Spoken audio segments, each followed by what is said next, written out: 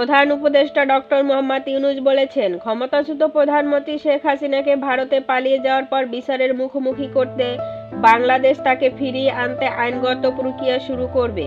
তিনি উল্লেখ করেন, বাংলাদেশ ভারতের মধ্যে প্রত্যাবর্তন চুক্তি থাকা সত্ত্বেও এখনও আনুষ্ঠানিকভাবে শেখ হাসিনাকে ফেরত আনার অনুরোধ করা হয়নি, তবে আইনি প্রক্রিয়া অব্যাহত আছে। সম্প্রতি ঢাকায় ভারতের সংবাদ মাধ্যম দ্য হিন্দু এর সঙ্গে এক সাক্ষাৎকারে ডক্টর ইউনূস বলেন, শেখ হাসিনা ভারতে বসবাস করাটা আপাতত সমস্যা নয়, তবে তার বাংলাদেশের জনগণের সঙ্গে রাজনৈতিক যোগাযোগটি বড় সমস্যা। তিনি জনগণকে বিক্ষোভে নামার জন্য উৎসাহিত করেছেন, যা রাজনৈতিক অস্থিরতা সৃষ্টি করছে। ডক্টর মোহাম্মদ ইউনূস আরও বলেন, শেখ হাসিনা যুক্তরাষ্ট্রের প্রেসিডেন্ট ডোনাল্ড ট্রাম্পকে ঢাল হিসেবে ব্যবহার করার চেষ্টা করছেন, যা বাংলাদেশের অভ্যন্তরীণ বিষয়ে হস্তক্ষেপের শামিল। আওয়ামী লীগের নির্বাচনে অংশগ্রহণের বিষয়ে তিনি জানান, বিএনপি ইতিমধ্যে জানিয়েছেন যে সব রাজনৈতিক দলকে নির্বাচনে অংশ নিতে হবে, সুতরাং এ বিষয়ে আমাদের কোনো আপত্তি নেই।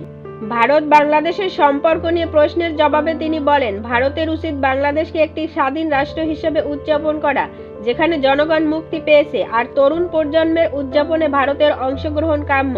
এছাড়া ভারতের প্রধানমন্ত্রী নরেন্দ্র মোদীর সঙ্গে ফোনে কথা বলেছেন উল্লেখ করে ডক্টর ইউনূস বলেন, সরাসরি সাক্ষাৎ এখনো হয়নি, তবে ভবিষ্যতে তা হতে পারে।